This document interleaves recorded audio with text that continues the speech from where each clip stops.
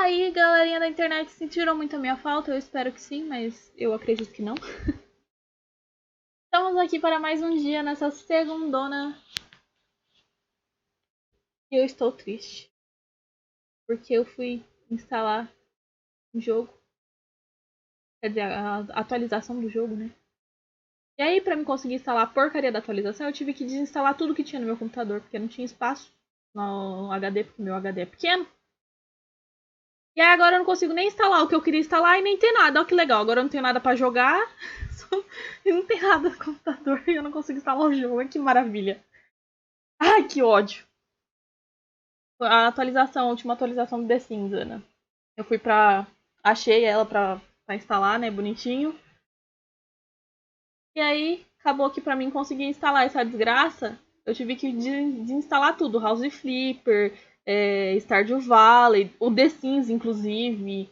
Porque pra instalar a atualização eu tive que tirar tudo do computador pra liberar espaço pra me conseguir baixar a atualização pra poder instalar. E agora eu não consigo nem instalar, nem baixar mais nada e nem fazer porcaria nenhuma. E é isso. Tô chateada. Mas tudo bem.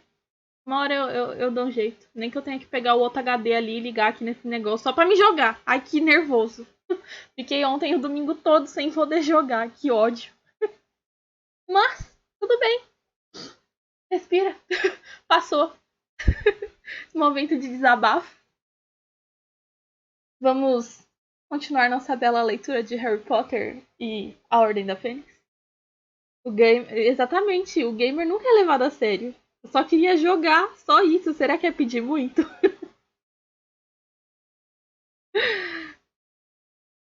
Ai, ai, viu? Bom, vamos lá. Capítulo 21.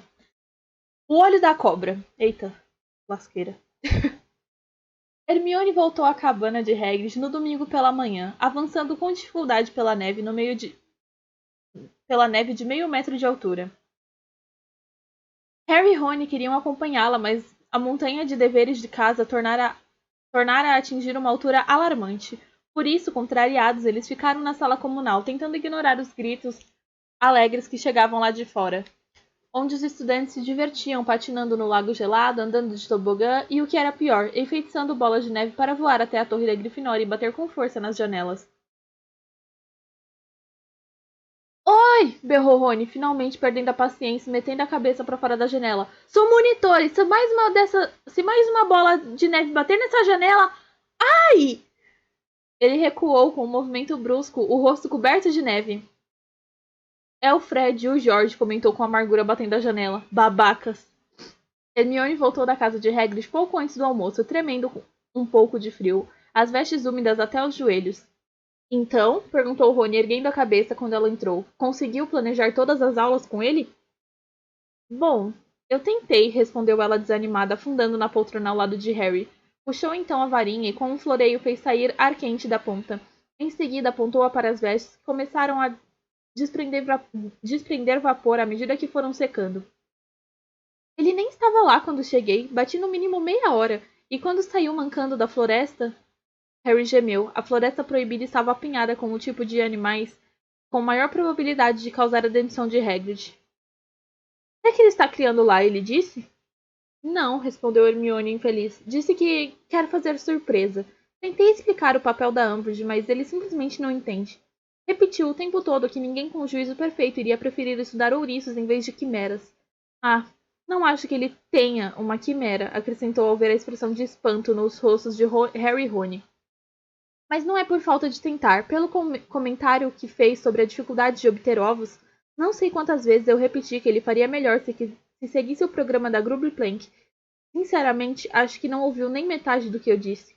E está meio estranho, sabe? Continua sem querer dizer onde arranjou aqueles ferimentos.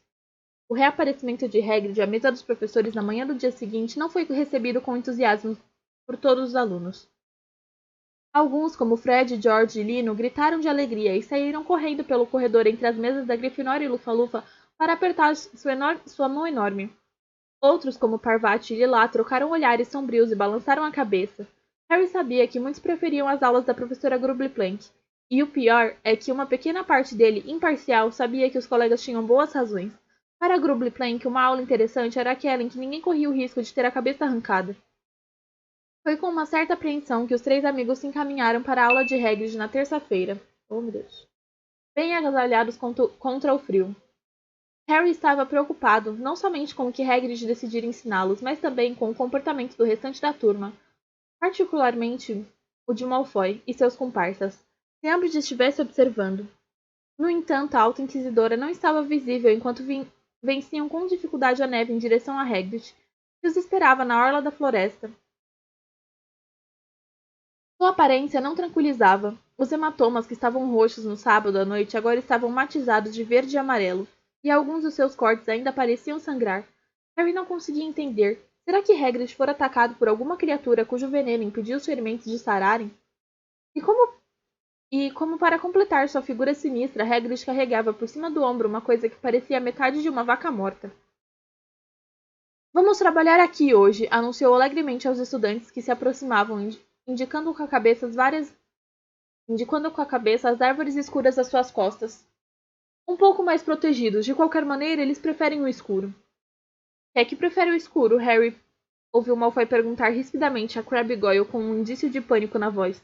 Que foi que ele disse que prefere o escuro? Vocês ouviram? Harry lembrou-se da única outra ocasião em que Malfoy entrara na floresta. Tampouco fora muito corajoso então. Ele sorriu por dentro. Depois do jogo de quadribol, achava ótimo qualquer coisa que causasse mal-estar a Malfoy. Prontos? Perguntou Hagrid animado, olhando para os alunos. Bom, então, estive guardando uma viagem à floresta para o seu 5º ano. Pensei em irmos ver os bichos em seu habitat natural. Agora, o que vamos estudar hoje é bem raro. Calculo que eu seja a única pessoa na Grã-Bretanha que conseguiu domesticá-los. Você tem mesmo certeza de que eles estão domesticados? Disse Malfoy. O pânico em sua voz era ainda mais pronunciado. Não seria a primeira vez que você traz bichos selvagens para a aula, não é? Os alunos da Sonserina murmuravam, concordando, e alguns da Grifinória também pareciam achar que Malfoy tinha uma certa razão. Claro que estão domesticados, garantiu Hagrid, fechando a cara e erguendo um pouco a vaca morta para ajeitá-la no ombro. Então, que foi que aconteceu com seu rosto? Quis saber Malfoy. Cuide da sua vida, disse Hagrid zangado. Agora, se acabaram de fazer perguntas bobas, me sigam. Ele se virou e entrou na Floresta Proibida. Ninguém parecia muito disposto a segui-lo.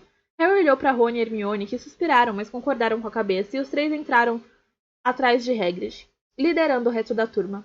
Caminharam uns 10 minutos até chegarem a um ponto em que as árvores cresciam tão juntas que era sombrio como o anoitecer. E não havia neve no chão.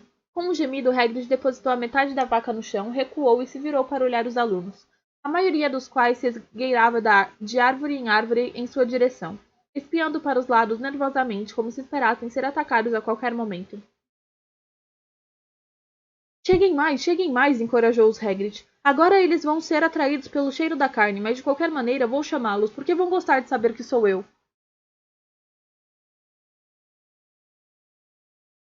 Ele se virou, sacudiu a cabeça desgrenhada para tirar os cabelos do rosto e soltou um grito estranho e agudo que ecoou por entre as árvores escuras como o chamado de uma ave monstruosa. Ninguém riu, a maioria estava apavorada demais para emitir qualquer som. Hagrid deu um novo grito agudo. Passou-se um minuto em que a turma continuou a espiar nervosamente sobre os ombros e por trás das árvores para avistar o que quer que estivesse a caminho. Então, quando Hagrid jogou os cabelos para trás mais uma vez e encheu o enorme peito, Harry cutucou Rony e apontou para o espaço vazio entre dois teixos nodosos. 2 olhos vidrados brancos brilhantes foram crescendo na penumbra. Depois surgiram a cara draconina, o pescoço e em seguida o corpo esquelético de um enorme cavalo alado negro emergiu da escuridão. O animal correu os olhos pela turma por alguns segundos, balançando a longa cauda negra. Então começou a arrancar pedaços da vaca morta com seus caninos pontiagudos. Harry foi invadido por uma grande onda de alívio. Ali, finalmente, estava a prova de que não imaginara esses bichos, de que eles eram reais. Hagrid conhecia a existência deles também. Olhou animado para Rony, mas o amigo continuava a espiar entre as árvores e, passados alguns segundos, cochichou. Por que Hagrid não chama outra vez? A maioria dos alunos expressava no rosto uma ansiedade confusa e nervosa como a de Rony, e continuava a olhar para todos os lados, exceto para o cavalo. A pouco mais de 1 metro deles, havia apenas mais 2 pessoas que pareciam capazes de vê-los. Um garoto magricela da Sonserina parado logo atrás de Goyle, que observava o cavalo comer com uma cara de intenso nojo, e Neville, cujo olhar acompanhava o balanço da longa cauda negra. Ah, E aí vem mais um, anunciou Hagrid orgulhoso quando viu aparecer no meio das árvores escuras um segundo cavalo, que fechou as asas contra o corpo e mergulhou a cabeça para devorar a carne. Agora, levantem as mãos, quem consegue vê-los. Imensamente satisfeito de que finalmente fosse entender o mistério desses cavalos, Harry ergueu a mão. Hagrid fez um aceno para ele. Sem morrer, né? Sim, eu sabia que você seria capaz de vê-los, disse Sério. E você também, Neville, é? E... Com licença, perguntou Malfoy com a voz desdenhosa. Mas que é exatamente que eu devia estar vendo? Em resposta, Hagrid apontou para a carcaça da vaca no chão. A turma inteira contemplou-a com espanto por alguns segundos. Então, várias pessoas exclamaram, e Parvati soltou um grito agudo. Harry entendeu por quê. Os pedaços de carne se soltando dos ossos e desaparecendo no ar deviam parecer realmente estranhos. Que está fazendo isso? Perguntou Parvati aterrorizado, recuando para trás da árvore mais próxima. Quem é que está comendo a vaca? Testralhos, disse Hagrid orgulhoso, e Hermione soltou em voz baixa um "ah" de compreensão ao ombro de Harry. Hogwarts... Hogwarts tem um rebanho deles aqui na floresta. Agora, quem sabe... Mas eles realmente trazem má sorte, interrompeu Parvati, parecendo assustada. Dizem que dão todo tipo de azar às pessoas que os veem. A professora Trelawney me contou uma vez. Não, contestou Hagrid rindo. Isso é pura superstição. Isto é, eles são muito inteligentes e úteis. É claro que esses daqui não trabalham muito, só puxam as carruagens da escola, a não ser que Dumbledore vá fazer uma viagem longa e não queira aparatar. E aí vem mais dois, olhem! Mais dois cavalos saíram silenciosamente de trás das árvores. Um deles passou muito perto de Parvati, que estremeceu e se encostou mais perto da árvore, dizendo: Senti alguma coisa, acho que está perto de mim. Não se preocupe, ele não vai machucar você, disse Hagrid paciente.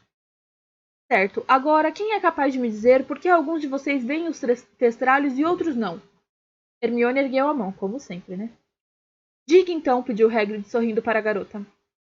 Só podem ver os testralhos, respondeu ela, as pessoas que já viram a morte.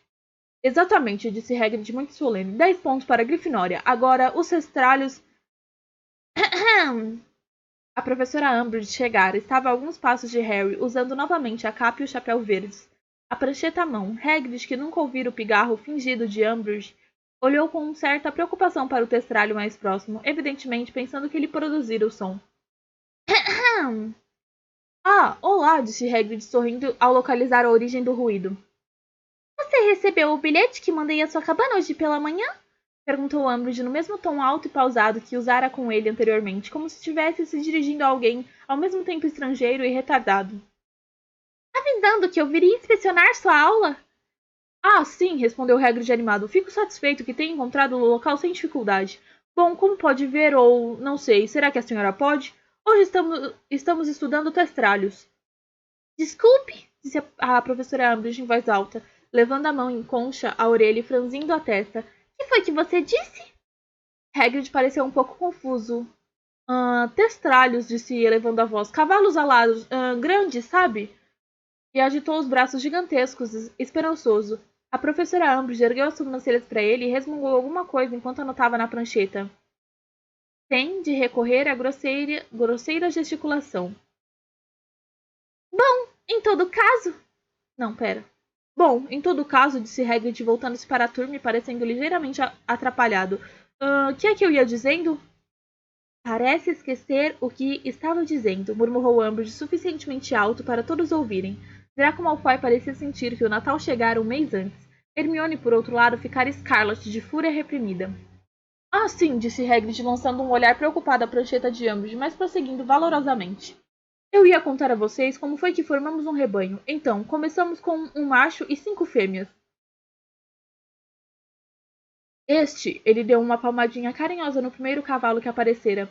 De nome Tenebrus. Treva, o meu grande favorito, foi o primeiro a nascer na floresta. Você tem ciência, disse Umbridge em voz alta, interrompendo, que o Ministério da Magia classificou os testralhos como perigosos? O ânimo de Harry afundou como uma pedra, mas Hagrid meramente deu uma risadinha. Os testralhos não são perigosos, tudo bem, são capazes de tirar um pedaço de alguém que realmente os importunar. Manifesta prazer à ideia de violência, murmurou Umbridge, registrando em sua prancheta. Ora, vamos, exclamou Hagrid, parecendo um pouco ansioso agora. Quero dizer, Um cão morde se a pessoa o açula, não? Mas os testralhos somente ganharam má reputação por causa dessa história de morte. As pessoas costumavam pensar que traziam mau agouro, não é mesmo? Simplesmente não entendiam, não é? Umbridge não respondeu. Terminou de fazer a última anotação, então olhou para Hagrid e disse, mais uma vez, alteando a voz e enunciando as palavras devagar. Por favor, continue sua aula como sempre. Eu vou andar um pouco. Ela imitou uma pessoa andando. Malfoy e Pansy Parkinson tiveram acessos silenciosos de riso. Entre os alunos, ela apontou cada integrante da turma. E fazer perguntas. Ela apontou para a boca, indicando o ato de falar. Hagrid arregalou os olhos para ela, visivelmente incapaz de compreender por que estava agindo como se não soubesse inglês normal. Hermione agora tinha lágrimas de fúria nos olhos. Sua megera maligna, sussurrou ela enquanto o Umbridge andava em direção a Pansy Parkinson. Eu sei o que você está fazendo, sua bruxa horrível, pervertida, malévola. Em todo caso, disse Hagrid, tentando nitidamente recuperar o fio de sua aula. Então, os cestralhos, sim, bom, há muitas coisas boas sobre eles. Você acha, perguntou a professora Umbridge a Pansy com voz ressonante, que é capaz de entender o professor Hagrid quando ele fala? Tal como Hermione, Pansy tinha lágrimas nos olhos, mas eram lágrimas de riso, na verdade, e sua resposta foi quase incoerente na tentativa de conter o riso. Não, porque, bom, muitas vezes parecem grunhidos. Umbridge registrou a resposta em sua prancheta. As poucas partes sãs do rosto de Hagrid coraram, mas ele tentou agir como se não tivesse ouvido a resposta da aluna. Sim, coisas boas sobre os testralhos. Uma vez que sejam domesticados, como este rebanho, as pessoas nunca mais se perderão. Eles têm um espantoso senso de direção. É só dizer aonde se quer ir. Supondo que eles consigam entender você naturalmente. Não, pera. Supondo que eles consigam entender você naturalmente, disse Malfoy alto, e Pansy desatou em um novo acesso de riso. A professora Umbridge sorriu indulgentemente para os dois e se dirigiu a Neville. Você consegue ver os testralhos, Longbottom, verdade? Neville assentiu com a cabeça. Quem foi que você viu morrer? Perguntou ela, seu tom indiferente. Meu avô, disse Neville. E o que acha deles? Perguntou a professora, indicando com a mão curta e grossa os cavalos, que a essa altura tinham limpado uma boa parte da carcaça até os ossos. Neville disse Neville nervoso, lançando um olhar a Hagrid. Bom, eles. Tudo bem. Os alunos se sentem demasiado intimidados para admitir que têm medo, murmurou Umbridge, fazendo mais uma anotação na prancheta. Não, protestou Neville, parecendo aborrecido. Não tenho medo deles. Está tudo bem, disse Umbridge, lhe dando palmadinhas no ombro como que ela pretendia que fosse um sorriso de compreensão, embora parecesse a Hagrid mais um esgar maldoso.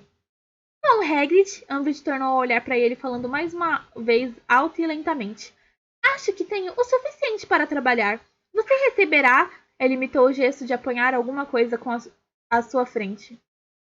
Os resultados de sua inspeção, ela apontou para a prancheta. Dentro de 10 dias, ergueu os dedos curtos das mãos e, com um sorriso mais largo e bufonídeo que já dera sob aquele gorro verde, ela saiu apressada, deixando Malfoy e Pansy Parkinson tendo acessos de riso, Hermione tremendo de fúria e Neville parecendo confuso e aborrecido. Aquela velha gárgula nojenta, mentirosa, deturpadora, explodiu Hermione meia hora depois, quando voltavam ao castelo pelo caminho que haviam aberto na neve mais cedo.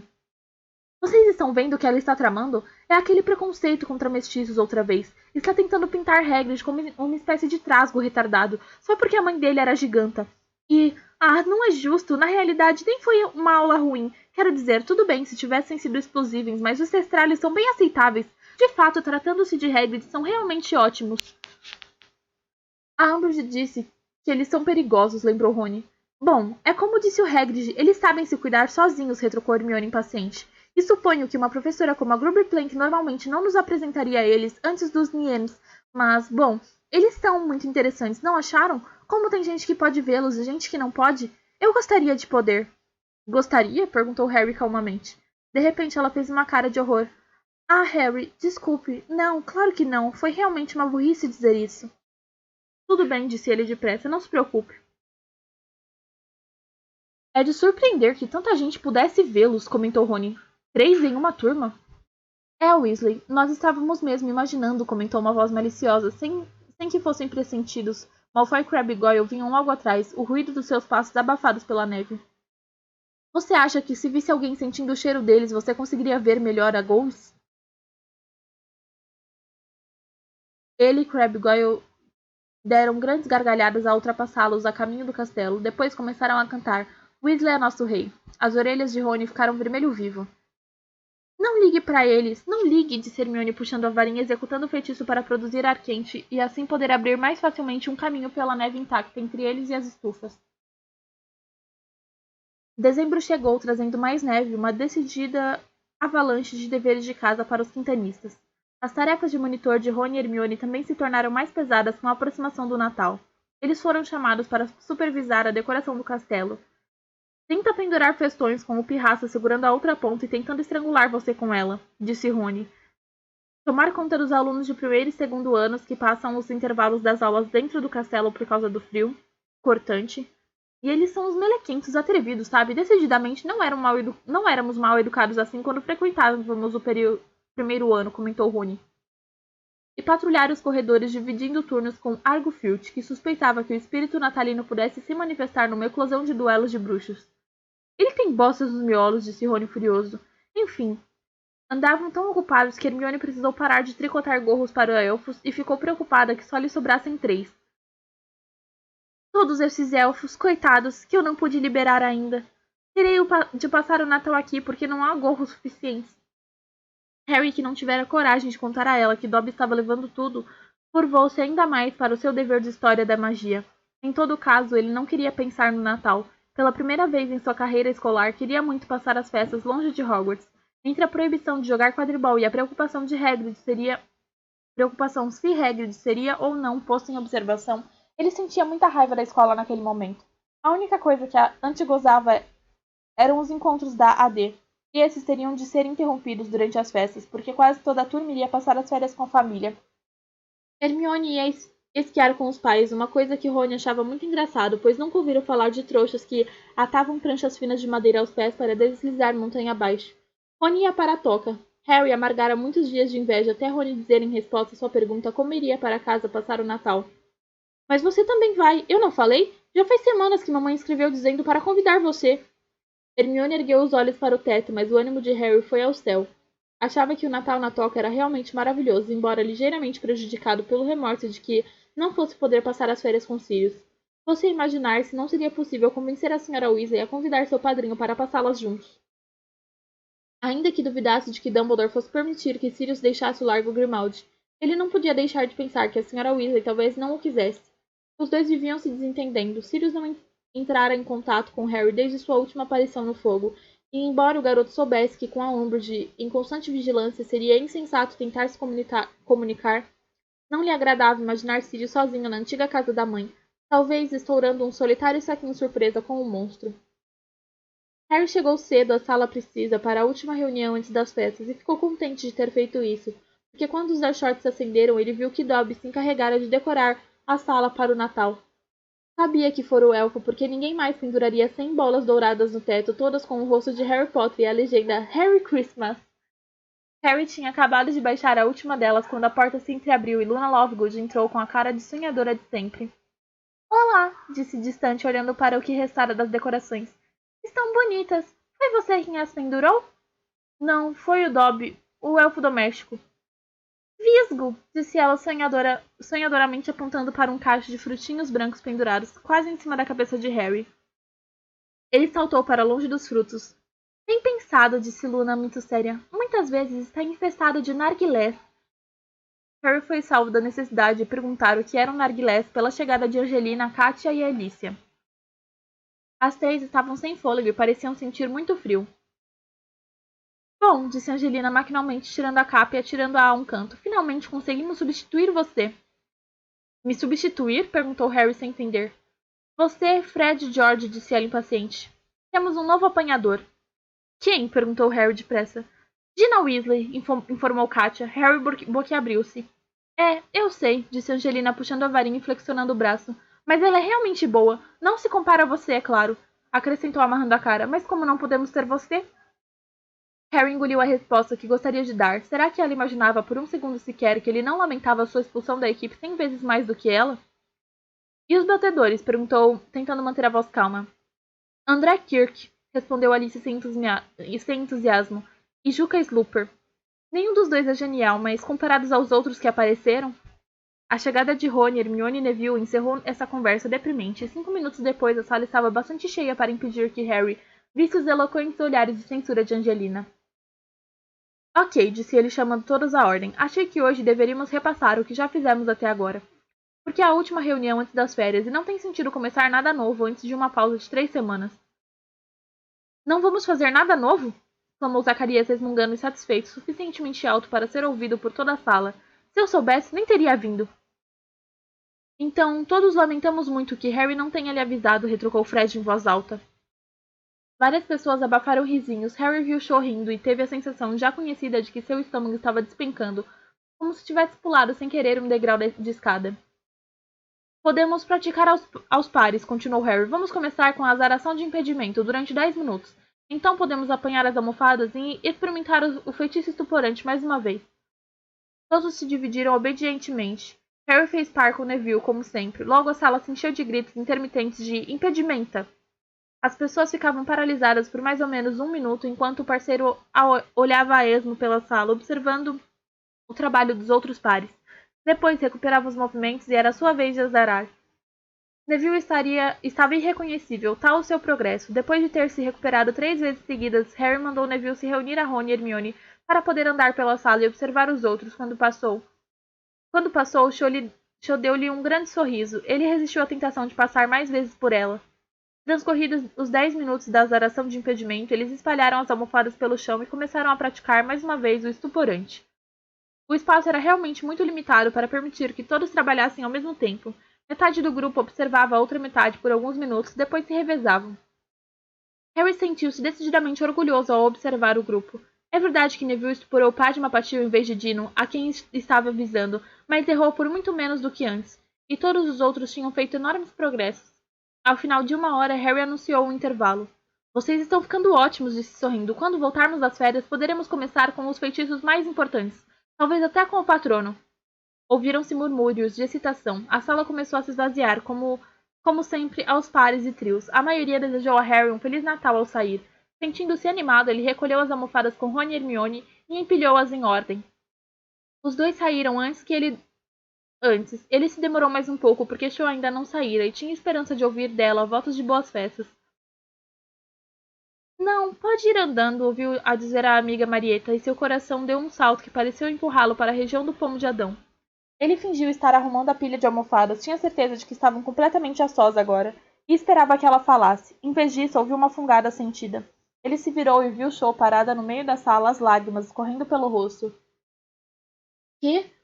Não soube o que fazer, ela simplesmente estava parada ali, chorando em silêncio. Que foi? Perguntou com a voz fraca. Cho balançou a cabeça e enxugou os olhos na manga. Desculpe, disse com a voz pastosa. Imagino que é só que, aprendendo tudo isso, me deixa pensando que se ele soubesse tudo isso, talvez ainda estivesse vivo. O coração de Harry afundou, saiu da posição normal e foi se alojar em algum ponto próximo ao umbigo. Devia ter imaginado. Ela queria conversar sobre Cedrico. Ele sabia tudo isso, disse Harry pesaroso. Era realmente bom, ou jamais teria chegado à metade daquele labirinto. Mas se Voldemort de fato quer matar uma pessoa, ela não tem a menor chance. Cho soluçou ao ouvir o nome de Voldemort, mas encarou Harry sem piscar. Você sobreviveu quando era só um bebê, disse baixinho. Foi, disse Harry preocupado, encaminhando-se para a porta. Eu não sei porquê, nem ninguém sabe. Então, não é nada de que eu possa me orgulhar. Ah, não começa, disse Cho voltando a chorar. Realmente me desculpe por me comover assim. Eu não tive intenção. E tornou a soluçar. Era muito bonita até quando os olhos estavam vermelhos e inchados. Harry se sentiu completamente infeliz. Teria ficado muito contente com um simples Feliz Natal. Sei que deve ser horrível para você, disse enxugando os olhos na manga. Mencionar o Cedrico quando você o viu morrer. Suponho que queira esquecer tudo. Harry não respondeu. Era verdade, mas se sentiria desalmado se dissesse isso. Você é um professor realmente bom, sabe? Disse Cho com um sorriso lacrimoso. Nunca consegui estuporar ninguém antes. Obrigado, disse Harry sem jeito. Eles se olharam por um longo momento. Harry sentiu um desejo ardente de correr pela sala e, ao mesmo tempo, com uma completa incapacidade de mover os pés. Azevinho, disse Sean em voz baixa, apontando para o teto acima da cabeça dele. É, disse Harry, sua boca estava muito seca, mas provavelmente deve estar cheio de narguilés. Que são narguilés? Não faço a menor ideia, disse Harry. Ela foi chegando mais perto, seu cérebro parecia ter sido estuporado. Você teria de perguntar a Luna, quero dizer. Eu fez um som engraçado, entre um soluço e uma risada. Estava mais perto agora. Ele poderia ter contado as sardas no nariz dela. Eu gosto de você, de verdade, Harry. Ele não conseguia pensar. Um formigamento se espalhava pelo seu corpo, paralisando seus braços, pernas e cérebro. Estava próxima demais. Ele podia ver cada lágrima pendurada em suas pestanas. Harry voltou à sala comunal meia hora depois e encontrou Hermione e Rony ocupando as melhores poltronas diante da lareira. Quase todos os colegas já tinham ido dormir. Hermione estava escrevendo uma longa carta. Já enchera metade de um pergaminho que caía pela borda da mesa. Rony estava deitado no tapete da lareira, tentando terminar um dever de transfiguração. Por que demorou? Perguntou o amigo quando Harry afundou na cadeira ao lado de Hermione. Harry não respondeu. Estava em estado de choque. Metade dele queria contar a Rony e Hermione o que acontecera, mas a outra metade queria levar o segredo para o túmulo. Você está se sentindo bem, Harry? Perguntou Hermione, examinando-o por cima da ponta da pena. Harry encolheu os ombros indiferente. Na verdade, ele não sabia se estava ou não se sentindo bem. Que foi? Perguntou Rony, se erguendo nos cotovelos para olhar melhor o amigo. O que aconteceu? Harry não sabia muito bem como começar a contar, e continuava a não saber se queria contar. Quando acabara de decidir que não ia dizer nada, Hermione decidiu por ele. Foi a Cho? Perguntou muito objetivamente. Ela encostou você nas paredes depois da nossa reunião? Abobalhado, Harry confirmou com a cabeça. Rony deu risadinha, só parando quando seu olhar encontrou o de Hermione. Então, que é que ela queria? Perguntou ele fingindo displicência. Ela... Começou Harry meio rouco, pigarreou e tentou novamente. Ela... Vocês se beijaram? Perguntou Hermione sem rodeios.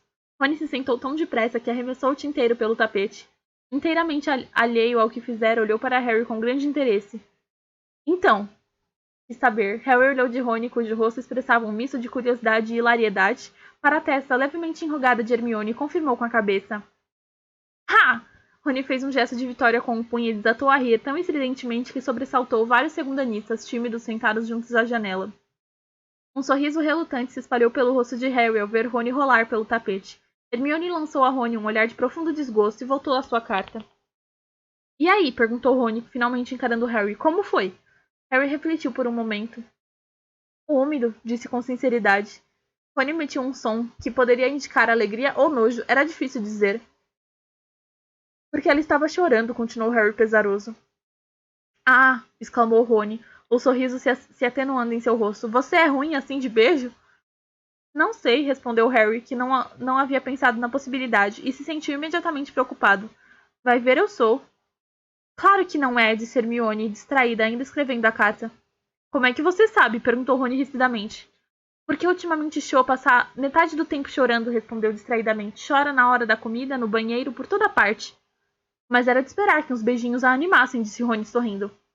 Rony, disse Hermione em tom muito solene, molhando a ponta da pena no tinteiro. Você é o legume mais insensível que já tive a infelicidade de conhecer. O que é que você quer dizer com isso? Perguntou Rony indignado. Que tipo de pessoa chora quando está sendo beijada? É, disse Harry sentindo um ligeiro desespero. Que tipo? Hermione olhou para os dois com uma expressão no rosto que beirava a piedade. Vocês não compreendem como a Cho está se sentindo neste momento? Não, respondeu Harry e Rony juntos. Hermione suspirou e descansou a pena. Bom, obviamente ele está se sentindo muito triste porque Cedrico morreu. Depois, imagino que esteja se sentindo confusa porque gostava de Cedrico e agora gosta do Harry e não consegue entender de qual dos dois gosta mais. Depois está se sentindo culpada, achando que é um insulto à memória do Cedrico beijar o Harry e deve estar preocupada com o que as outras pessoas vão dizer quando começar a sair com ele. E provavelmente não consegue entender seus sentimentos com relação a Harry, porque era ele quem estava junto quando Cedrico morreu. Então tudo isso é muito confuso e doloroso.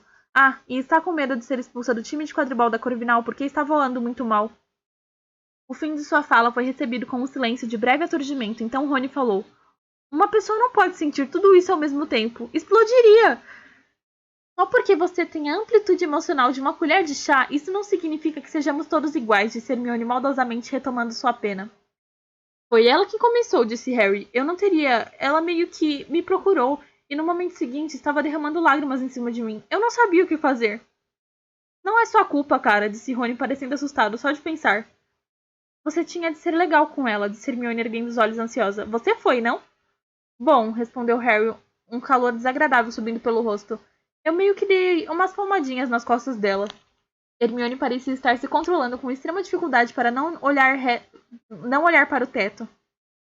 Bom, suponho que poderia ter sido pior. Vai voltar a vê-la? Terei, não é? Temos os encontros da AD, não temos? Você me entendeu, disse Hermione impaciente. Harry não respondeu. As palavras da amiga descortinavam um cenário de possibilidades assustadoras. Tentou se imaginar indo a algum lugar com o show. Hogsmeade, talvez. E passando muitas horas sozinho com ela. Claro, ela estaria esperando que ele a convidasse depois do que acabara de acontecer. O pensamento provocou-lhe um aperto doloroso no estômago. Ah, bom, disse Hermione distante, absorta outra vez em sua carta. Você terá muitas oportunidades para convidá-la. E se ele não quiser, indagou Rony, que estivera observando Harry com uma expressão incomumente perspicaz. Não seja bobo, disse Hermione distraída. Harry gosta dela há séculos, não é, Harry?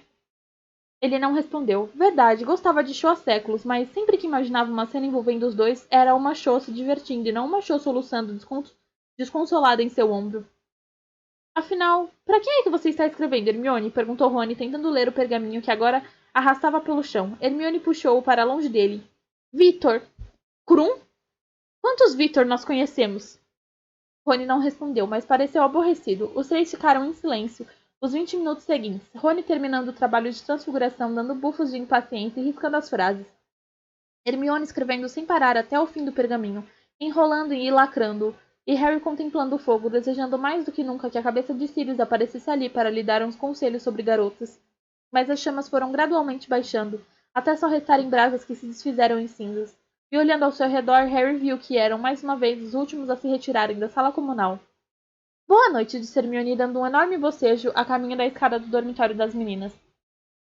O que ela vê no Krum? Perguntou Rony quando ele e Harry subiam a escada do dormitório dos meninos. Bom, disse Harry considerando a pergunta, acho que ele é mais velho, não é? E é um jogador internacional de quadribol. É, mas tirando isso, disse Rony em tom irritado, quero dizer, ele é um babaca rabugento, não é? É um pouquinho rabugento, disse Harry, cujos pensamentos continuavam em show. Eles despiram as vestes e puseram os pijamas em silêncio. Dino, Simas e Neville já estavam dormindo. Harry guardou os óculos sobre a mesinha de cabeceira e se meteu na cama, mas não fechou o cortinado. Em vez disso, ficou contemplando o pedaço estrelado de céu que via pela janela junto à cama de Neville. Se soubesse, na noite anterior, que em 24 horas ia beijar Cho Chang. Noite, resmungou Rony, de algum ponto à direita.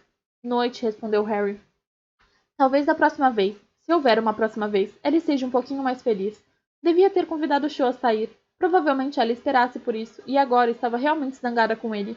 Ou será que estava deitada na cama ainda chorando por Cedrico? Não sabia o que pensar. As explicações de Hermione tinham feito tudo parecer mais complicado em lugar de mais fácil de compreender. Isso é o que eles deviam nos ensinar aqui, pensou, virando-se para o outro lado. Como funciona o cérebro das garotas? Pelo menos seria mais útil do que a adivinhação.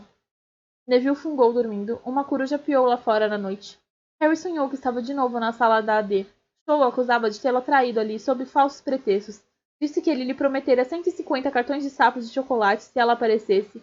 Harry protestou. Cho gritava. Cedrico me dava montes de cartões de sapo de chocolate. Olha aqui! E ela tirava de dentro das vestes a mão cheia de cartões e os atirava no ar. Então Cho se transformou em Hermione, que disse: Você prometeu sim, Harry. Acho que é melhor dar outra coisa a ela. Que tal a sua Firebolt? E Harry protestava que não podia dar a Cho a Firebolt porque Umbridge já confiscara. E afinal de contas, aquilo tudo era ridículo. Ele só viera à sala da AD para pendurar algumas bolas de Natal com o formato de cabeça de Dobby. O sonho mudou. Ele sentiu seu corpo liso, forte e flexível. Estava deslizando entre barras de metal brilhante. Pela pedra fria e escura, colando no chão. Deslizando de barriga. Estava escuro, contudo podia ver objetos à sua volta, que refugiam em cores estranhas e vibrantes.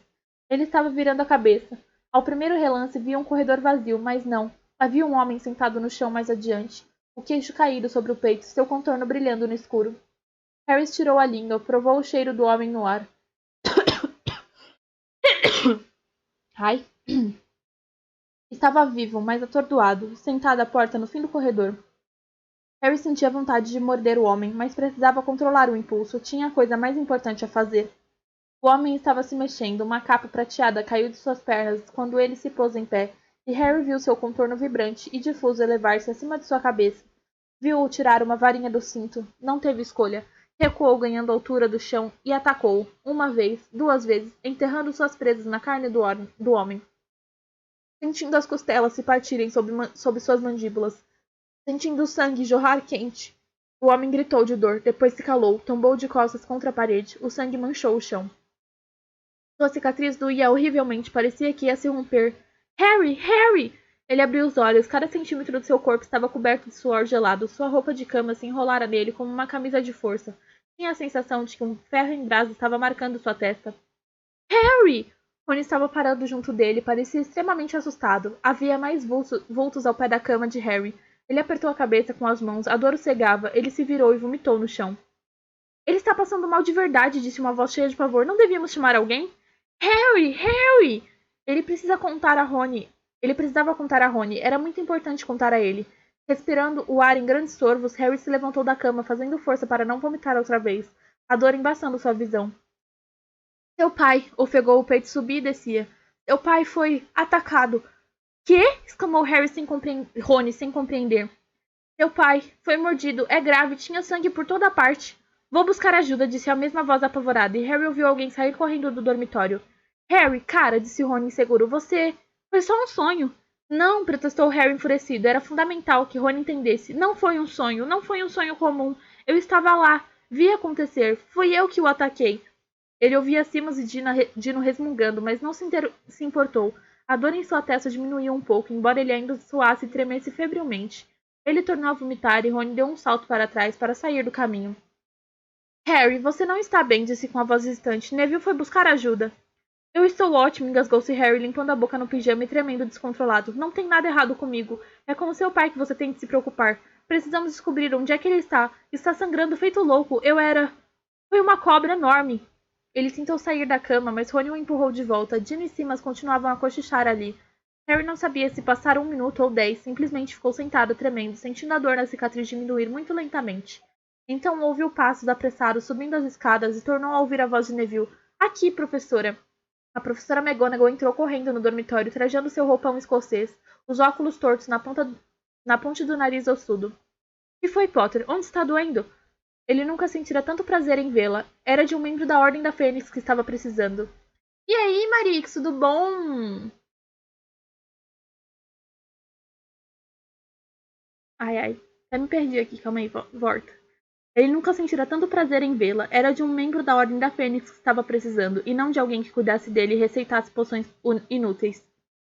É o pai de Rony, disse, tornando a se sentar. Foi atacado por uma cobra e é grave, eu vi acontecer. Tudo bom, Mari? Como assim você viu acontecer? Perguntou a professora, contraindo as sobrancelhas escuras. Não sei, eu estava dormindo e então estava lá. Você quer dizer que sonhou com isso? Não, disse Harry zangado. Será que ninguém entendia? Primeiro eu estava sonhando uma coisa completamente diferente, uma coisa boba, então o sonho foi interrompido. Foi real. Eu não imaginei nada. O Sr. Weasley estava adormecido no chão e foi atacado por uma cobra gigantesca. Tinha muito sangue. Ele desmaiou. Alguém tem que descobrir onde é que ele está.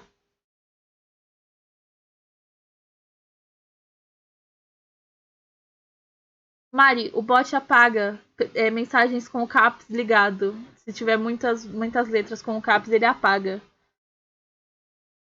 Toda vez eu falo que eu vou arrumar isso, eu esqueço. A professora McGonagall olhava para ele através dos óculos tortos, como se horrorizada com o que via. Eu não estou mentindo e não estou enlouquecendo, disse Harry alteando a voz até gritar.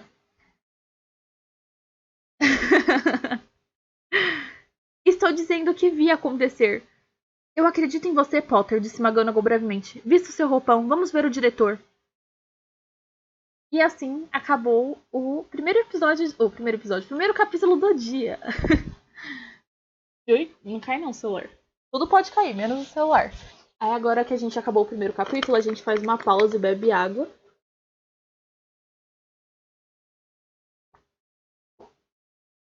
Pra hidratar. Molhar a palavra pra gente continuar lendo sem ficar sem voz.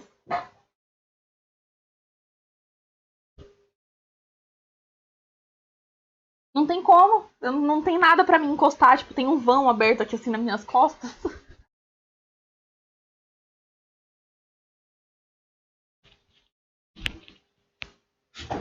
Se eu tivesse uma cadeira que nem a Ana, aí eu poderia ter esse negócio de postura.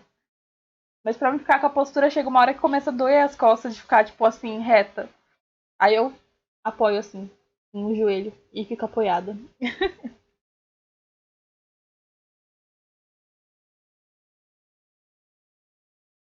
Já me hidratei. Agora é a vez de vocês. Bora lá pro próximo capítulo. Capítulo 22. O Hospital St. Mungus para Doenças e Acidentes Mágicos. Harry ficou tão aliviado que ela o tivesse levado a sério que nem hesitou, saltou da cama imediatamente, vestiu o roupão e repôs os óculos no nariz. Weasley, venha você também, disse a professora McGonagall. Eles passaram com a professora pelas figuras silenciosas de Neville, Dino e Simas, saíram do dormitório e desceram a escada em espiral até a sala comunal, atravessaram o buraco do retrato e foram pelo corredor da mulher gorda. É isso aí. Iluminado pelo luar, Harry sentiu que o pânico em seu estômago extravasaria a qualquer momento. Queria correr, gritar por Dumbledore. O Sr. Weasley estava sangrando enquanto eles percorriam calmamente o corredor. E se aquelas presas, Harry fez força para não pensar em minhas presas, contivessem veneno? Passaram por uma dominora que virou seus olhos de holofote para eles e bufou levemente. Mas a professora McGonagall disse "Shoo!" E a gata se enfurnou nas sombras. E poucos minutos depois, chegavam à gárgula de pedra que guardava a entrada dos aposentos de Dumbledore. Delícia gasosa, disse a professora.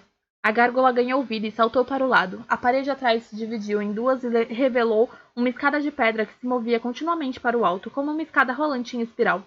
Os três subiram, a porta se fechou com um baque surdo e eles subiram em círculos fechados até alcançar uma porta de carvalho excepcionalmente lustrosa, com uma maçaneta de latão em forma de grifo. Embora passasse muito da meia-noite, ouviam-se vozes no interior da sala, uma verdadeira Babel. Parecia que Dumbledore estava recebendo no mínimo umas 12 pessoas. A professora McGonagall bateu 3 vezes com a aldrava em forma de grifo e as vozes cessaram abruptamente, como se alguém as tivesse desligado. A porta se abriu sozinha, a professora entrou com Harry e Rony. A sala estava mergulhada em sombras. Os estranhos instrumentos sob as mesas estavam silenciosos e imóveis em vez de zumbir e expelir baforadas de fumaça como habitualmente faziam. Os antigos diretores e diretoras dos retratos que cobriam as paredes dormiam contidos em suas molduras. Atrás da porta, um magnífico pássaro vermelho e dourado do tamanho de um cisne cochilava no poleiro com a cabeça sobre uma das asas. Ah, é a senhora, professora McGonagall, e... Dumbledore estava sentada em uma cadeira de espaldar alto. A escrivaninha inclinou-se para o círculo de luz das velas que iluminava os papéis à sua frente. Usava um magnífico roupão bordado em púrpura e dourado, sobre uma camisa de dormir muito branca, mas parecia bem acordado. Seus penetrantes olhos azuis fixavam atentamente a professora. Professor Dumbledore, Potter teve, um pesadelo, começou McGonagall. Ele diz que... Não foi um pesadelo, completou Harry depressa. A professora olhou para Harry, franzindo ligeiramente a testa. Muito bem, então, Potter. Conte ao professor Dumbledore. Eu estava dormindo, disse Harry, e mesmo em seu desespero de fazer Dumbledore compreender, sentia-se levemente irritado que o diretor não olhasse para ele, mas examinasse os próprios dedos entrelaçados. Mas não foi um sonho comum. Foi real. Eu vi acontecer. Harry tomou fôlego. O pai de Rony, o Sr. Weasley, foi atacado por uma cobra gigantesca. As palavras pareceram ecoar depois que ele as pronunciou, soando ligeiramente ridículas, até cômicas. Fez-se uma pausa em que Dumbledore se recostou e contemplou o teto, meditativo. Rony olhava de Harry para Dumbledore, o rosto pálido e chocado.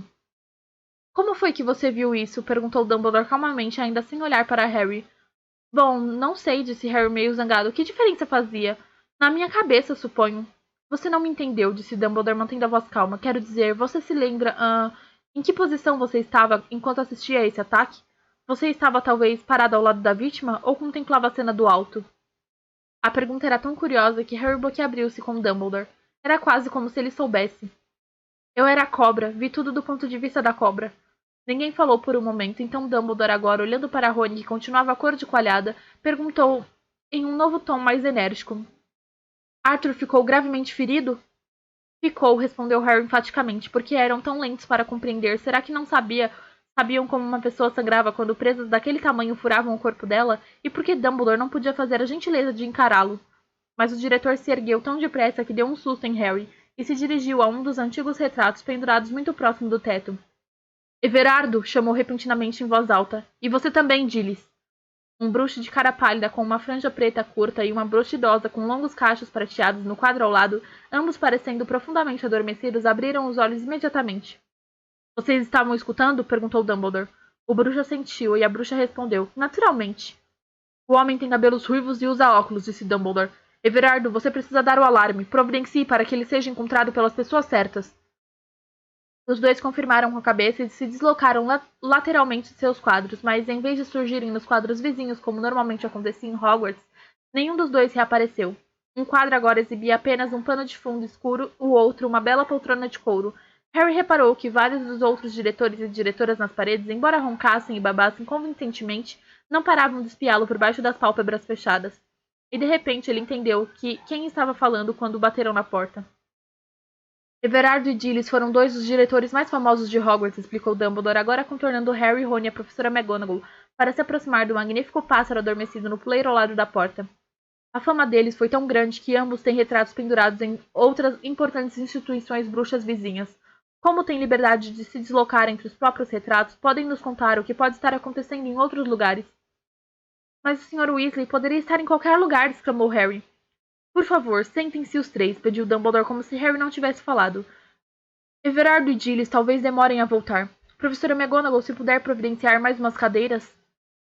McGonagall puxou a varinha do bolso do roupão e acenou. Do nada apareceram 3 cadeiras de madeira de espaldar reto, muito diferentes das confortáveis poltronas de chintz que Dumbledore conjurara na audiência de Harry. O garoto se sentou, espiando o diretor por cima do ombro. O diretor agora acariciava com o dedo a cabeça dourada de Fawkes. A Fênix acordou imediatamente. Esticou a bela cabeça para o alto e ficou observando Dumbledore com seus olhos brilhantes e escuros. Vamos precisar, disse ele à ave em voz baixa, de um aviso. Uma labareda lampejou no ar e a Fênix desapareceu. Em seguida, Dumbledore se encaminhou para um dos frágeis instrumentos de prata cuja função Harry não conhecia. Levou-o para a escrivaninha, sentou-se. Não tinha lido antes, Mari, mas fica tranquila. Deixando a live aberta pra gente contar o lurkzinho aqui já ajuda já.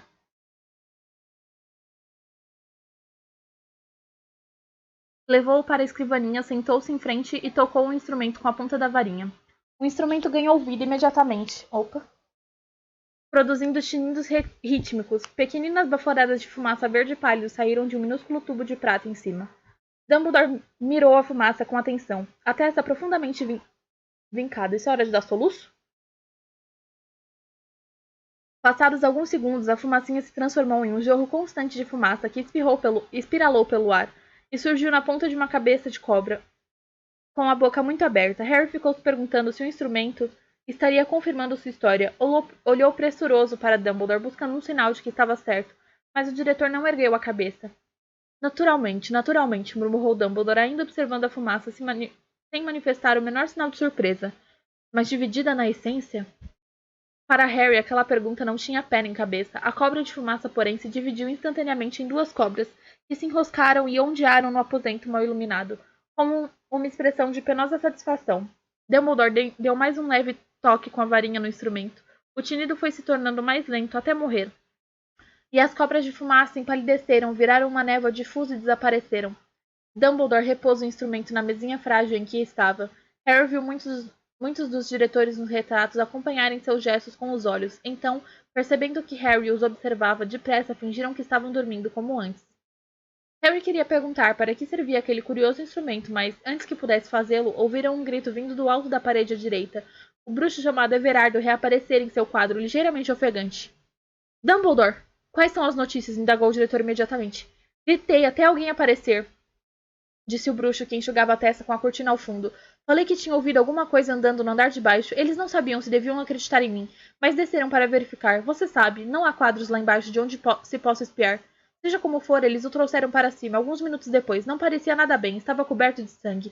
Corri para o retrato de Elfrida Craig para poder ver melhor quando saíram. Bom, disse Dumbledore, ao mesmo tempo que Rony fazia um movimento convulsivo. Suponho que Giles o tenha visto chegar, então. E momentos depois, a bruxa de cachos prateados reapareceu em seu quadro também. Tossindo, ela afundou na poltrona e disse: Eles o levaram para o St. Mungus, Dumbledore. Passaram pelo meu retrato carregando-o. Ele me parece mal. Obrigado. Dumbledore olhou para a professora McGonagall. Minerva, preciso que vá acordar os outros garotos Weasley. É claro. A professora se levantou e se dirigiu apressada à porta. Harry lançou um olhar de esguelha para Rony, que parecia aterrorizado. Dumbledore, e a Molly? Perguntou McGonagall parando à porta. Será uma tarefa para Fawkes quando ela terminar de vigiar se há alguém se aproximando, disse Dumbledore. Mas Molly talvez já saiba, aquele relógio maravilhoso que tem. Harry sabia que o diretor estava se referindo ao relógio que informava não as horas, mas o paradeiro e as condições dos vários membros da família Weasley. E com uma apontada lembrou que o ponteiro correspondente ao Sr. Weasley devia ainda agora estar apontando para perigo mortal, mas era muito tarde, a Sra. Weasley provavelmente estava dormindo e não olhando para o relógio. Harry sentiu um frio ao lembrar do bicho-papão, que se transformara no corpo sem vida do Sr. Weasley. Seus óculos tortos, o sangue escorrendo pelo seu rosto, mas ele não ia morrer, não podia. Dumbledore agora remexia em um armário às costas de Harry e Rony. Voltou carregando uma velha chaleira escurecida que colocou cuidadosamente sobre a escrivaninha. Ergueu a varinha e murmurou: Portus! Por um momento a chaleira estremeceu, emitindo uma estranha luz azul. Em seguida deu um último estremeção e parou, escura como antes. Dumbledore se dirigiu a outro retrato, desta vez o de um bruxo de cara inteligente e barba em ponta, que fora pintado usando as cores verde e prata da Sonserina, e pelo jeito dormia tão profundamente que não ouvira a voz do diretor tentando acordá-lo. Phineas! Phineas! Os retratos que cobriam as paredes do aposento já não fingiam estar dormindo, mexiam-se em suas molduras para ver melhor o que estava acontecendo. Quando o bruxo inteligente continuou a fingir que dormia, alguns deles gritaram seu nome também. Phineas! Phineas! Ele não pôde mais fingir, estremeceu teatralmente e arregalou os olhos. Alguém me chamou? Preciso que você visite outra vez o seu outro quadro, Phineas, disse Dumbledore. Tenho outra mensagem. Visitar meu outro quadro, exclamou Phineas com a voz aguda, fingindo um longo bocejo. Seu olhar correu pelo aposento e se fixou em Harry. Ah, não, Dumbledore, estou cansado demais esta noite. Alguma coisa na voz de Phineas pareceu familiar a Harry. Onde a ouvira? Mas, antes que pudesse se lembrar, os retratos nas paredes à volta prorromperam em protestos. Insubordinação, senhor! Bradou um corpulento bruxo de nariz vermelho, erguendo os punhos. Negligência para com o dever! Temos o compromisso de honrar, de prestar serviços ao atual diretor de Hogwarts, exclamou um bruxo velho de aparência frágil em que Harry reconheceu o antecessor de Dumbledore, Armando Dippet. Que vergonha, Phineas! Devo persuadi-lo, Dumbledore? Perguntou uma bruxa de olhos de verruma, erguendo uma varinha incomumente grossa que lembrava um bastão de vidoeiro. Ah, muito bem, concordou o bruxo chamado Phineas, espiando a varinha com uma ligeira apreensão. Embora a essa altura ele talvez já tenha destruído o meu retrato, já se desfez da maioria da minha família. Sirius não sabe destruir o seu retrato, disse Dumbledore, e Harry percebeu imediatamente onde ouvira a voz de Phineas antes. Saía da moldura aparentemente vazia em seu quarto no Largo Grimaldi. Dê a ele o recado de que Arthur Weasley foi gravemente ferido e que a esposa dele, filhos e Harry Potter chegarão à sua casa daqui a pouco. Entendeu? Arthur Weasley ferido, mulher, filhos e Harry Potter se hospedarão. Recitou Phineas entediado. Sim, sim, muito bem. Ele tornou a entrar na moldura do retrato e desapareceu de vista no mesmo instante em que a porta do aposento se abriu. Fred, George e Gina vieram acompanhados pela professora McGonagall, os três parecendo amarfanhados e em estado de choque, ainda vestindo as roupas de dormir. Harry, o que é que está acontecendo? Perguntou Gina, parecia amedrontada. A professora McGonagall disse que você viu o papai ser ferido. Seu pai foi ferido durante um serviço para a Ordem da Fênix, informou Dumbledore antes que Harry pudesse falar. Foi levado para o Hospital St. Mungus para doenças e acidentes mágicos. Vou mandar vocês para a casa de Sirius, que é muito mais próxima do hospital do que a Toca. Vocês vão se encontrar com sua mãe lá. Como é que nós vamos? Perguntou Fred abalado. Pode flu? Não, no momento o Podflu não é seguro. A rede está sendo vigiada. Vocês vão usar uma chave de portal. Ele indicou a velha chaleira que descansava inocentemente sobre a escrivaninha. Estamos apenas aguardando as informações de Phineas Nígelos. Quero ter certeza de que não há perigo para despachar vocês. Apareceu uma labareda bem no meio do aposento, depois uma única pena dourada que flutuou suavemente até o chão. É o aviso de Fawkes, disse Dumbledore, recolhendo a pena quando caiu. A professora Umbridge já deve saber que vocês estão fora de suas camas. Minerva, vá distraí-la. Conte-lhe qualquer história. A professora McGonagall saiu num ruge-ruge de tecido escocês. Ele diz que ficará encantado, disse uma voz cheia de tédio atrás de Dumbledore. O bruxo chamado Phineas reaparecera diante de sua bandeira da Sonserina. Meu trinetro sempre teve um gosto esquisito em termos de hóspedes. Vem aqui, então, falou Dumbledore a Harry e os Weasley, e depressa, antes que mais alguém apareça. Harry e os outros se agruparam em torno da escrivaninha de Dumbledore. Vocês já usaram uma chave de portal antes? Perguntou ele, e os garotos confirmaram com a cabeça, cada um esticando a mão para tocar em alguma parte da chaleira enegrecida. Ótimo. Quando eu contar 3, então. 1, 2... Aconteceu em uma fração de segundo, na pausa infinitesimal antes de Dumbledore dizer 3. Harry olhou para ele, estavam todos muito juntos, e os olhos azul claro do diretor passaram da chave do portal para o rosto do garoto. Na mesma hora, a cicatriz de Harry queimou como se fosse trocada por um ferro em brasa. Como se a velha cicatriz tivesse se rompido. E involuntário, indesejado, mas apavorantemente forte, nasceu em Harry um ódio tão poderoso que o fez sentir naquele instante que só queria atacar, morder, enterrar as presas no homem à frente dele. 3. Harry sentiu um forte puxão atrás do umbigo. O chão sumiu sob seus pés. Sua mão colada à chaleira colidiu com os outros enquanto avançavam velozmente em uma voragem de cores, uma lufada de vento, a chaleira puxando-os para diante, até que seus pés bateram no chão com tanta força que seus joelhos dobraram. A chaleira caiu no chão com estrépito, e em algum lugar ali perto alguém falou. De volta, os pirralhos do traidor do sangue. É verdade que o pai deles está morrendo? Fora, vociferou uma segunda voz.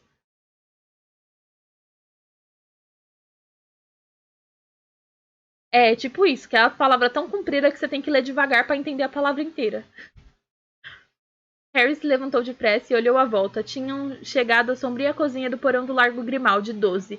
As únicas fontes de luz eram o fogão e uma vela derretida que iluminavam os restos de um jantar solitário. O monstro ia desaparecendo pela porta do corredor, lançando-lhes olhares malévolos ao mesmo tempo que repuxava a tanga. Sirius veio correndo ao seu encontro, parecendo ansioso. Estava barbado e com as roupas que usara durante o dia. Havia nele também um ligeiro bafo de bebida que lembrava Mundungo. O que é que está acontecendo? Perguntou, estendendo a mão para ajudar Gina a se levantar. Phineas e Gelos falou que Arthur está gravemente ferido. Pergunte ao Harry, respondeu Fred. Quero ouvir isso com os meus próprios ouvidos, disse George. Os gêmeos e Gina olhavam fixamente para o amigo. Os passos de monstro haviam parado na escada. Começou Harry. Isso era pior do que contar a McGonagall e a Dumbledore. Tive uma espécie de visão. E contou a todos o que vira, embora alterasse a história para parecer que assistira dos bastidores quando a cobra atacou, e não através dos olhos da própria cobra. Rony, que continuava muito pálido, lançou a Harry um olhar fugaz, mas não fez comentários. Quando Harry terminou, Fred, George e Gina continuaram de olhos nele. Harry não sabia se estava ou não imaginando, mas achou que havia um quê de acusação no olhar dos garotos. Bom, se iam culpá-lo só por ver o ataque, estava contente de não ter contado que na hora ele estava dentro da cobra. Mamãe já chegou? Perguntou Fred, virando-se para Sirius. Provavelmente ela ainda nem sabe o que aconteceu, disse Sirius. O importante era vocês virem antes que a Umbridge pudesse interferir. Espero que Dumbledore esteja avisando a Molly agora. Temos de ir ao Santimungus, disse Gina em tom urgente, e olhou para os irmãos. Eles, é claro, ainda estavam de pijama. Sirius, você pode nos emprestar capas ou outra coisa qualquer para vestir? Esperem, vocês não podem sair correndo para o Santimungus, falou Sirius. Claro que podemos ir ao Santimungus se quisermos, disse Fred com uma expressão obstinada. Ele é nosso pai. E como é que vocês vão explicar como souberam que Arthur foi atacado antes mesmo de o hospital avisar a mulher dele? Que diferença faz? Perguntou George exaltado. Faz diferença porque não queremos chamar atenção para o fato de que Harry está tendo visões de coisas que acontecem a quilômetros de distância, disse Sirius aborrecido. Vocês têm ideia do que o Ministério faria com essa informação? Fred e George fizeram cara de quem não se importava nem um pouco com o que o Ministério pudesse fazer com alguma coisa. Rony continuava extremamente pálido e silencioso. Gina disse.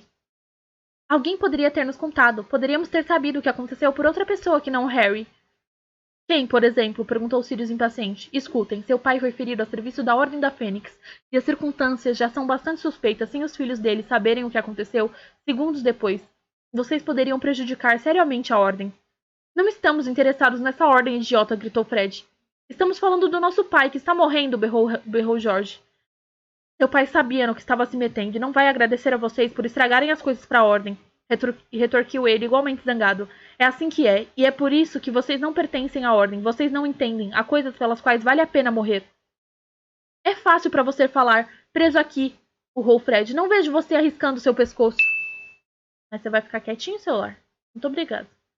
O pouco colorido que restava no rosto de Sirius desapareceu. Por um momento, pareceu que sua vontade era bater em Fred, mas quando voltou a falar, foi em um tom deliberadamente calmo. Sei que é difícil, mas todos temos de agir como se ainda não soubéssemos de nada. Temos de ficar quietos, pelo menos até sua mãe dar notícias, está bem? Fred e George continuavam rebelados. Gina, porém, foi até a cadeira mais próxima e se afundou nela. Harry olhou para Rony, que fez um movimento engraçado entre um aceno de cabeça e uma sacudidela de ombros. E sentaram-se também. Os gêmeos continuaram a olhar feio para Sirius por mais um minuto, então se acomodaram, um de cada lado de Gina. Muito bem, disse Sirius animando-os. Andem, vamos todos tomar alguma coisa enquanto esperamos. Accio, cerveja amanteigada. Ele ergueu a varinha e meia dúzia de garrafas vieram voando da despensa em direção a eles, espalhando os restos da refeição de Sirius e parando em ordem diante de cada um dos 6. Todos beberam e por algum tempo os únicos sons foram a crepitação das chamas no fogão da cozinha e as batidas surdas das garrafas na mesa. Harry só estava bebendo para ocupar as mãos com alguma coisa. Seu estômago estava cheio de remorsos que ferviam e borbulhavam. Não estariam aqui se não fosse ele. Todos ainda estariam dormindo em suas camas, e não adiantava dizer a si mesmo que, ao dar o alarme, permitira que encontrassem o Sr. Weasley, porque havia ainda a questão inevitável de ter sido ele quem atacara o Sr. Weasley para começar. Não seja idiota, você não tem presas, disse mentalmente, tentando se acalmar, embora a mão que segurava a garrafa de cerveja tremesse. Você estava deitado na cama, não estava atacando ninguém. Mas então, o que foi que aconteceu na sala de Dumbledore? Perguntou-se. Senti vontade de atacá-lo também. Repôs a garrafa na mesa com um pouco mais de força do que pretendia e derramou-a. Ninguém lhe prestou atenção, então uma erupção de chamas no ar iluminou os pratos sujos diante deles. Enquanto gritavam assustados, um pergaminho caiu com um baque surdo na mesa, acompanhado por uma única pena da cauda de fênix. Falcos, exclamou Sirius na mesma hora, apanhando o pergaminho. Não é a letra de Dumbledore, deve ser uma mensagem de sua mãe. Tome. Ele entregou a carta na mão de George, que rompeu o lacre e leu em voz alta. Papai ainda está vivo. Estou indo para Santimungus agora. Fiquem onde estão. Mandarei notícias assim que puder. Mamãe. George olhou para todos. Ainda está vivo, disse lentamente, mas dá a impressão que... Ele não precisou terminar a frase. Harry também teve a impressão de que o Sr. Weasley estava entre a vida e a morte. Ainda excepcionalmente pálido, Rony ficou olhando para o verso da carta da mãe como se o pergaminho pudesse dizer alguma coisa que o consolasse. Fred puxou-o da mão de George e leu. Depois olhou para Harry. Sentindo novamente a mão tremer na garrafa de cerveja amanteigada, apertou-a com mais força para parar o tremor. Não se lembrava de ter jamais feito uma vigília noturna mais longa. Sirius sugeriu uma vez, sem muita convicção, que fossem todos dormir, mas os olhares de desagrado dos Weasley foram resposta suficiente.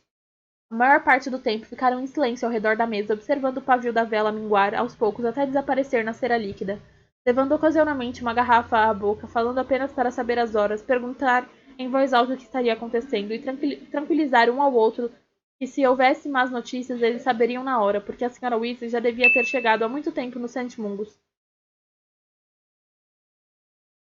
Fred cochilou, a cabeça balançando frouxamente sobre o pescoço. Gina se enroscou como um gato na cadeira, mas mantinha os olhos abertos.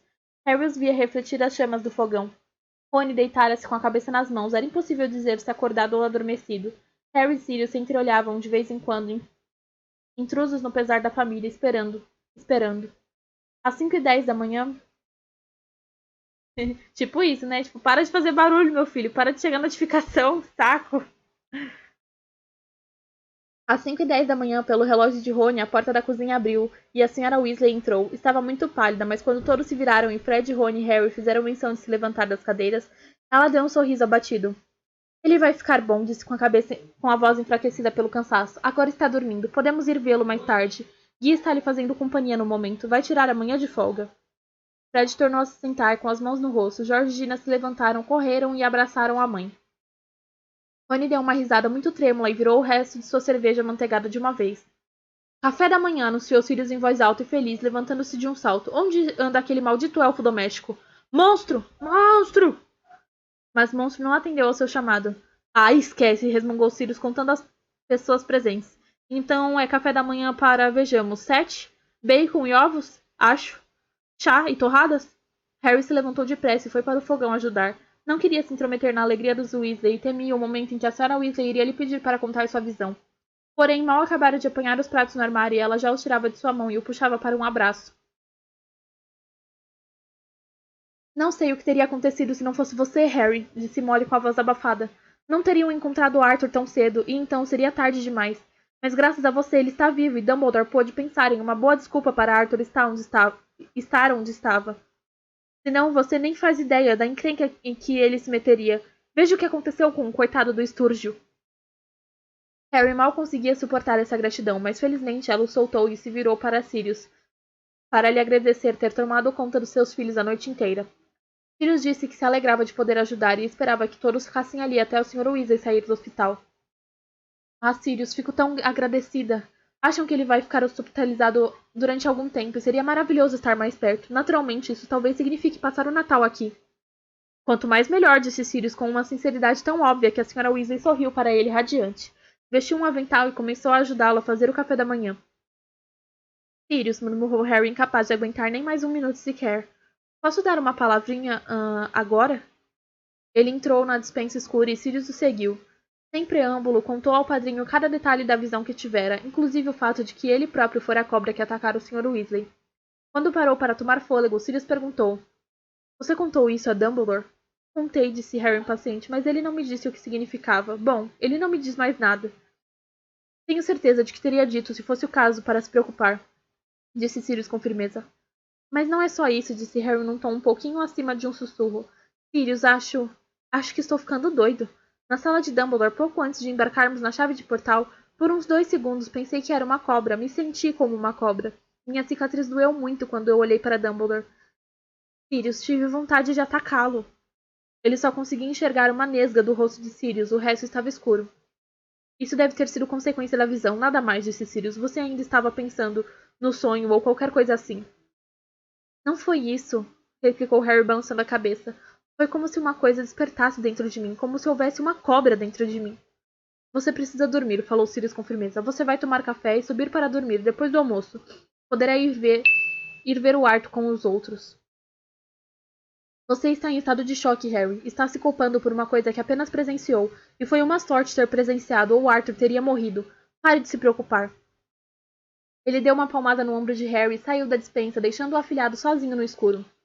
Todos, menos Harry, passaram o resto da manhã dormindo. Ele subiu para o quarto que dividira com Rony nas últimas semanas de férias, mas enquanto seu amigo se enfiou na cama e adormeceu, em poucos minutos ele se sentou completamente vestido, encostou-se nas frias barras metálicas da cama, intencionalmente sem conforto, decidido a não cochilar, aterrorizado com a perspectiva de se transformar em cobra durante o sono e quando acordasse descobrir que atacara Rony, ou então de sair rastejando pela casa em busca de mais alguém. Quando Rony acordou, Harry fingiu ter dado um cochilo restaurador também. Os malões dos garotos chegaram de Hogwarts enquanto estavam almoçando, para poderem se vestir de trouxas e ir ao hospital. A Ana provavelmente está trabalhando, Mari. Aí, ela só deixa o lurk e não fala muito no chat porque ela tá no serviço. Mas eu não tem problema. O problema é assistir a live, é isso que importa.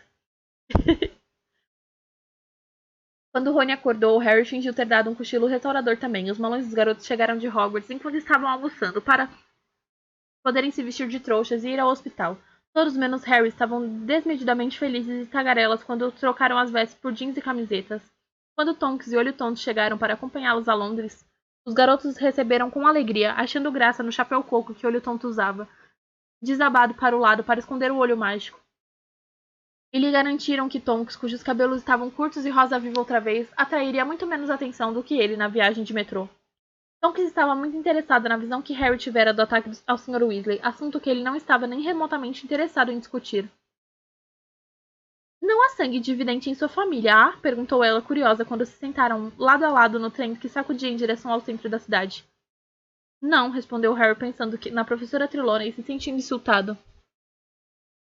Não, disse Tonks pensativa, não. Suponho que não seja realmente profecia o que você está fazendo, não é? Quero dizer, você não está vendo o futuro, está vendo o presente. É esquisito, não é? Mas é útil. Harry não respondeu. Felizmente, eles desembarcaram na estação seguinte, uma estação bem no centro de Londres, e na afobação de descerem do trem, ele conseguiu deixar Fred e George se colocarem entre ele e Tonks, que ia na frente do grupo. Todos a seguiram na subida da escada rolante, Moody mancando atrás, o chapéu coco inclinado e uma das mãos nodosas enfiadas entre os botões do casaco, apertando a varinha.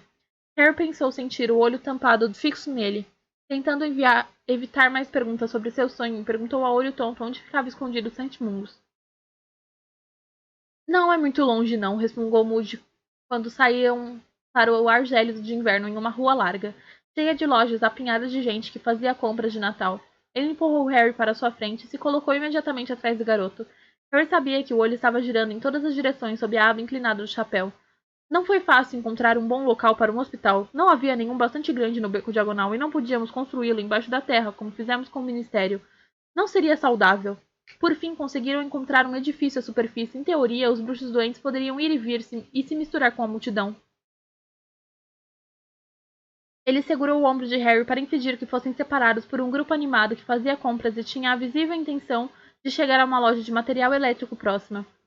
Aqui vamos nós, disse Moody logo depois. Haviam chegado a uma loja de departamentos, grande, antiquada, em um edifício de tijolos aparentemente chamada Purga e Sonda LTDA. O lugar tinha um aspecto mal cuidado, miserável. As vitrines exibiam meia dúzia de manequins lascados com as perucas tortas, dispostos aleatoriamente, vestindo roupas de pelo menos 10 anos atrás.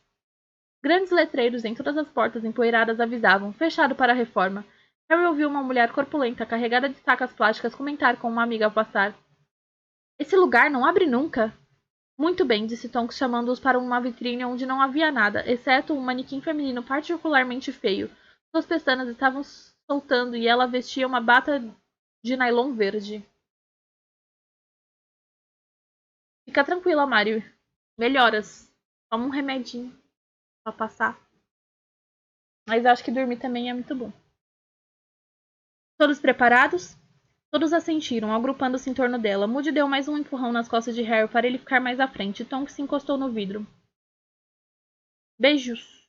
Olhando para o manequim horroroso, sua respiração embaçando o vidro. E aí, beleza? Cumprimentou. Estamos aqui para visitar Arthur Weasley.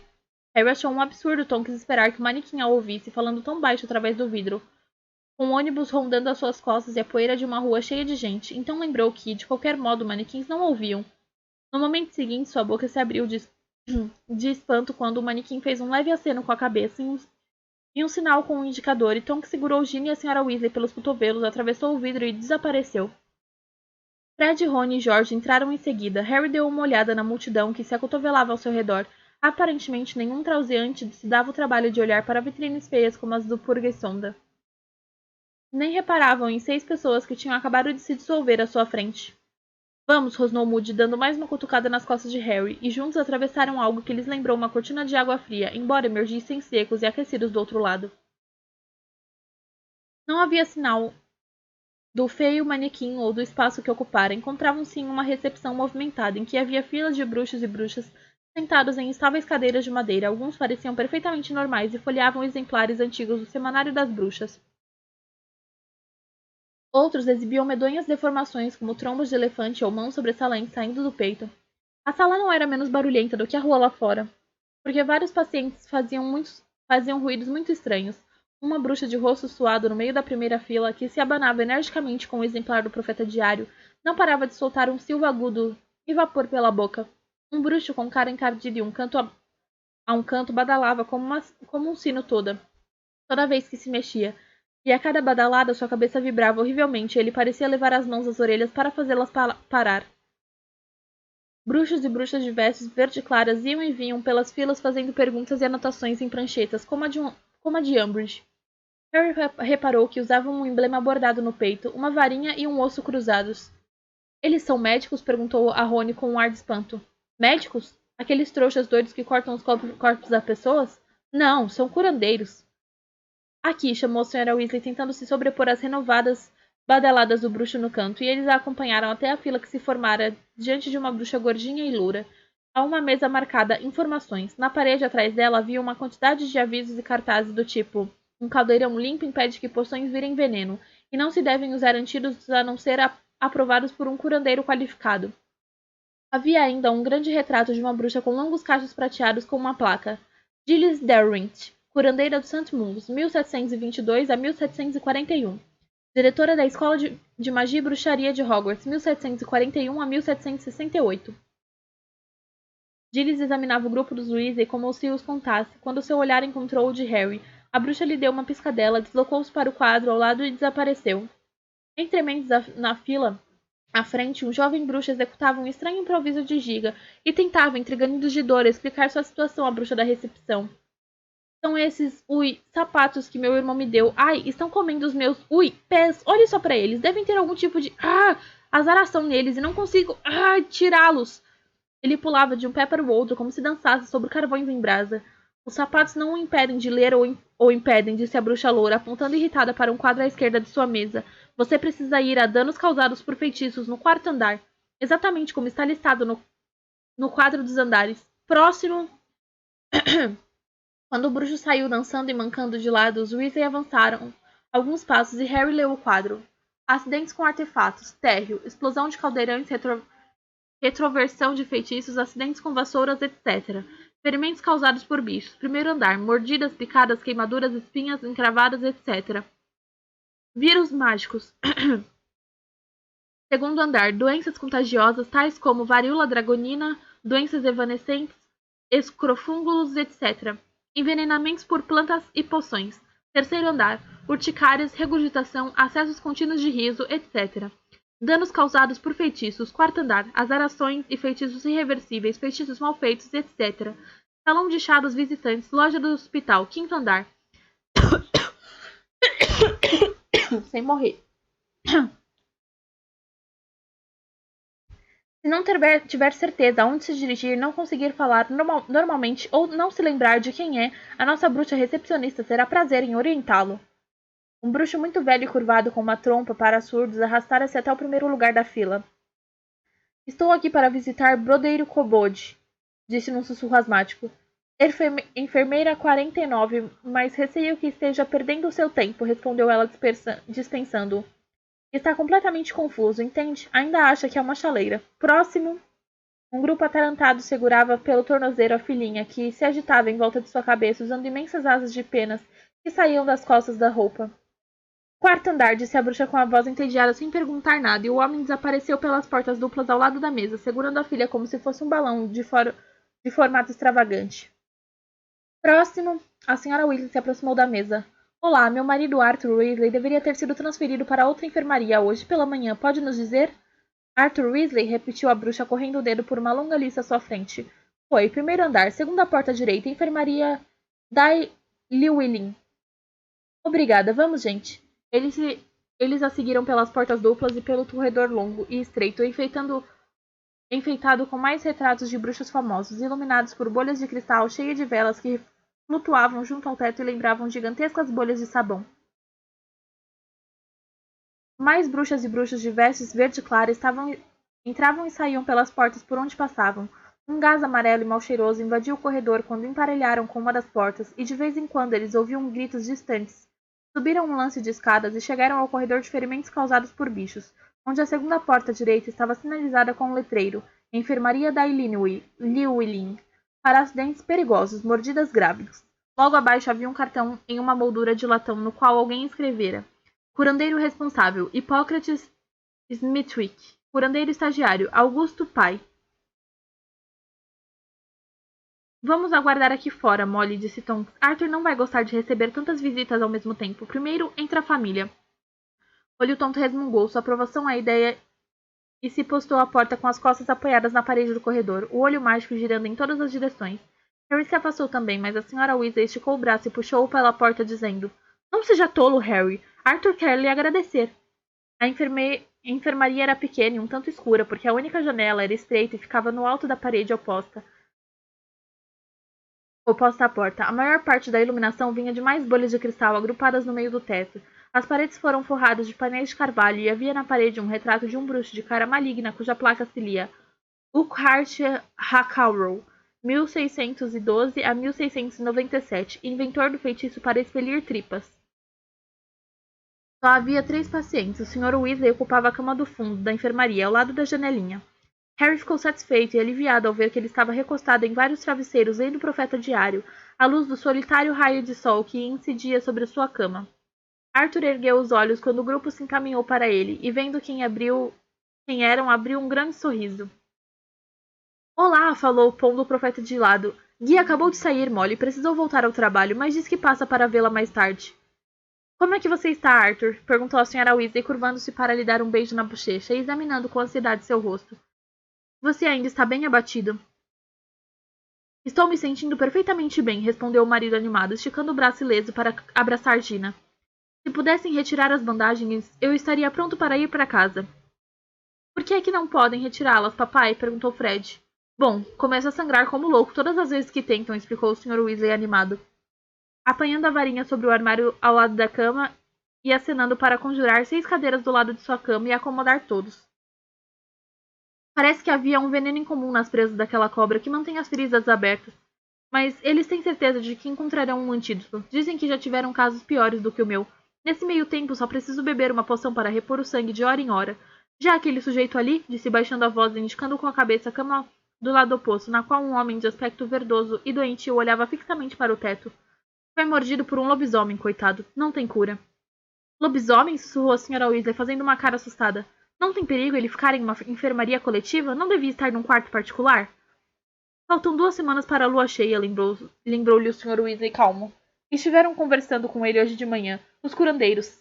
Sabem, tentando convencê-lo de que poderá levar uma vida quase normal. Eu disse a ele, não mencionei nomes, é claro, mas disse que conhecia pessoalmente um lobisomem, um sujeito muito bom, que acha fácil administrar esse problema.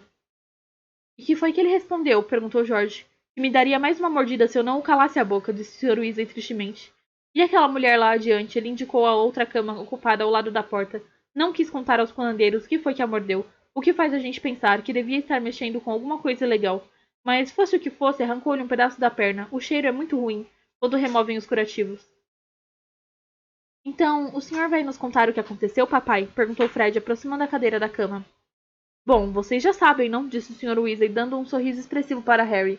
É muito simples. Eu tive um dia muito longo, cochilei, fui apanhado e mordido. Saiu no Profeta que você foi atacado? Perguntou George, apontando para o jornal que o pai pusera de lado. Não, é claro que não, respondeu o Sr. Weasley com um sorriso amargurado.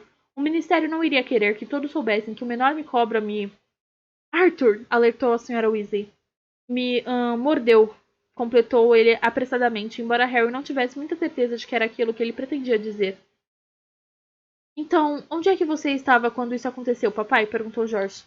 Isso é só da minha conta, respondeu o pai, embora dando um sorrisinho, e apanhando o jornal, sacudiu para abrir as páginas e disse: Eu estava lendo sobre a prisão de Willie Withershins quando vocês chegaram.